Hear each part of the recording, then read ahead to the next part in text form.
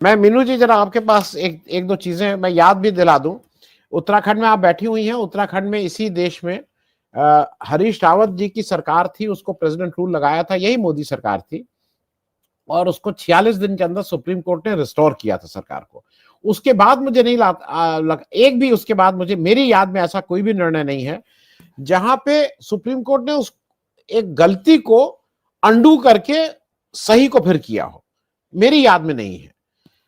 मैं ये बात इसलिए कह रहा हूं कि और जो दूसरी बात राय साहब ने कही, सतपाल मलिक ने ये नहीं कहा था राय साहब कि वो लेके फाइल घूमते थे। सतपाल मलिक का पूरा ये था कि वो 300 करोड़ रुपए का घूस देने की पेशकश सतपाल मलिक को किए थे, अंबानी की 2 फाइल लेके।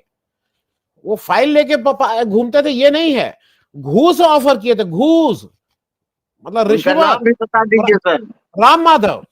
राम माधव के नाम से वो किए थे, इन्हें नहीं, ये ऑन रिकॉर्ड है, मैं क्या इसमें बताऊं। राम माधव 300 करोड़ रुपए का घूस ऑफर किए थे।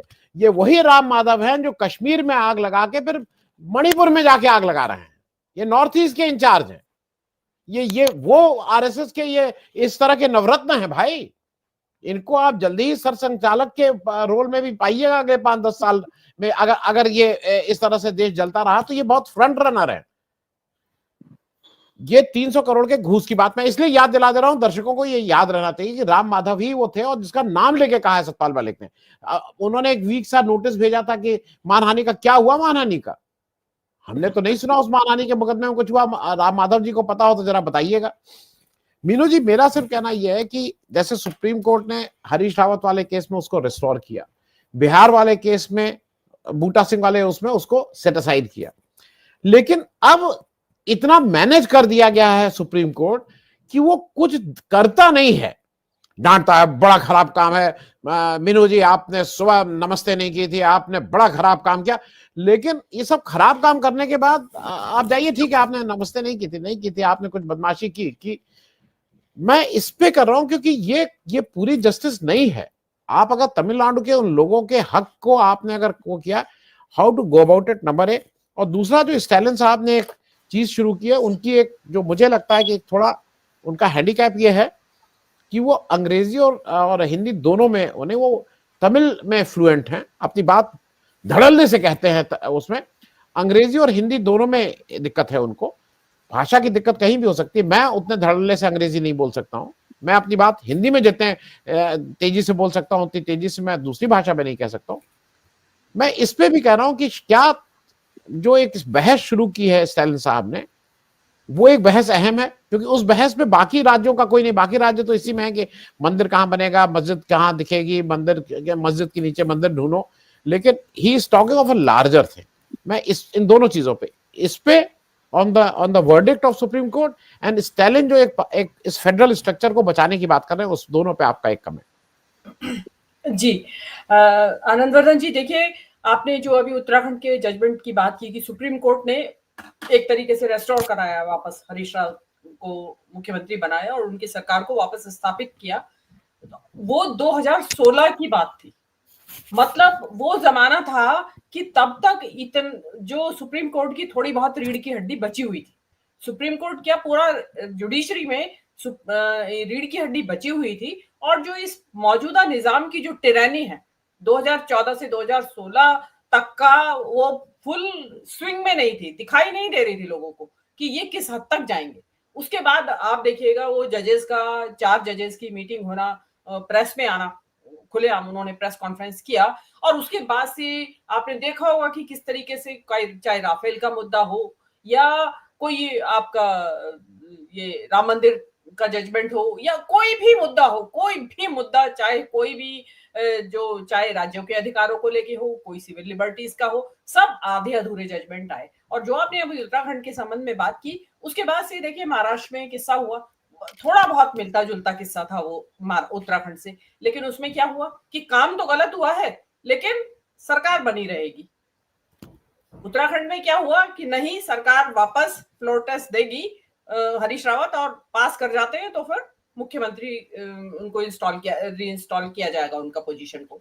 तो वो चीज वहां पे हुई। लेकिन अब जो है ये, अब जो जुडिशरी जिस तरीके से सॉरी टू से कि जो स्थिति है, मतलब पब्लिक का जो एक ट्रस्ट है, जो विश्वास है, वो खत्म हो चुका है और इसीलिए आज हम इसको सेलिब्रेट कर रहे हैं ना। और वरना तो ये स्थिति पैदा ही क्यों हुई कि एक स्टेट गवर्नमेंट को गवर्नर के खिलाफ कोर्ट में जाना पड़ रहा है। और ये पहला गवर्नमेंट नहीं है, उससे पहले बंगाल गया है, ममता बनर्जी गई है, उससे पहले पंजाब गवर्नमेंट गई है, मतलब केरल गवर्नर केरल केरल केरल जी गई है, केरल। जी जी हाँ, केरल में आरिफ मोहम्मद खान के खिलाफ। तो मतलब आपने जीना मुहाल कर रखा है। एक मैं आपको बता दूं कि ये जो इसमें जो 10 बिल है उसमें एक बिल ये भी था कि जिस तरीके से इन बीजेपी शासित राज्यों में गवर्नर्स यूनिवर्सिटीज के चांसलर के अपॉइंटमेंट में,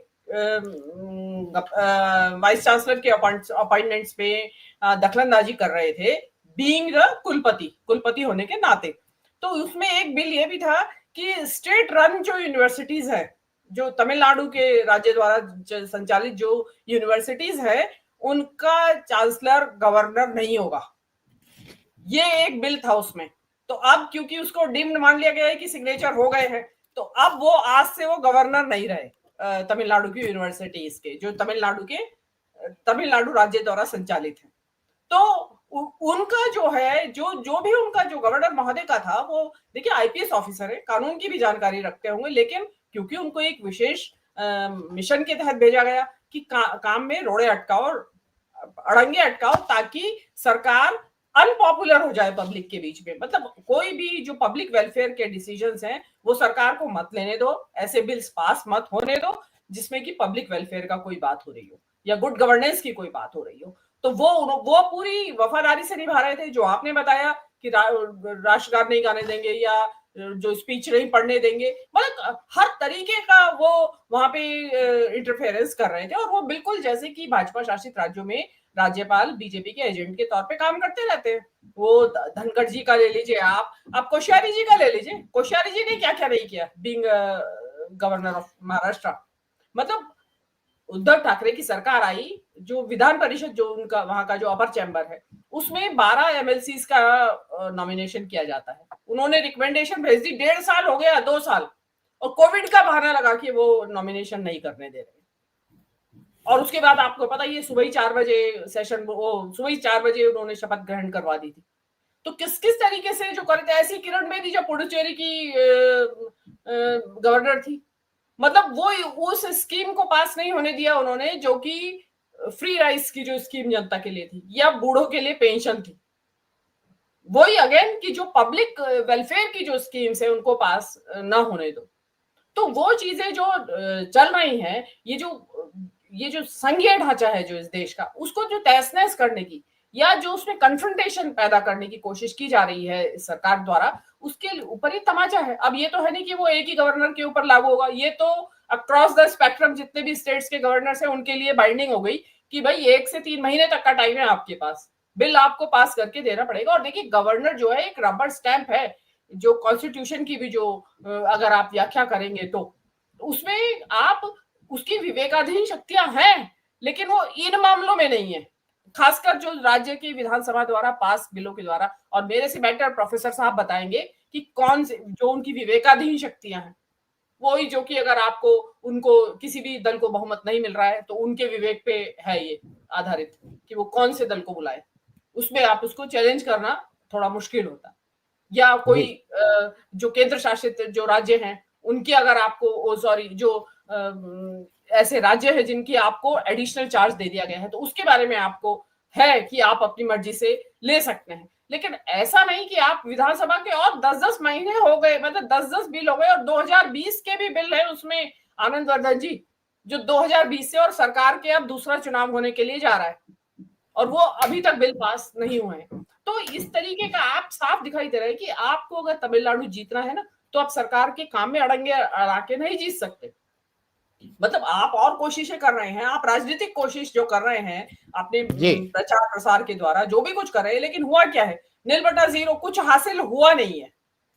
तो अभी जो और राज्यपाल के जरिए ये सभी राज्यपालों को सोच लेना चाहिए। हो सकता है इस जजमेंट के बाद उनको जो ललक है राज्यपाल बनने की, जो बीजेपी के जो जिनको कहीं और काम नहीं है कि चलो भाई राज्यपाल, तो हो सकता है उनको अब थोड़ा ललक शांत हो जाए और धनखड़ जी खुशी मना रहे होंगे कि चलो मैं तो अच्छा खूब पंगे पाए, मैंने तो पंजाब में और मेरे टाइम में तो ये सब नहीं जी हुआ। जी देखिए क्या जी है। जी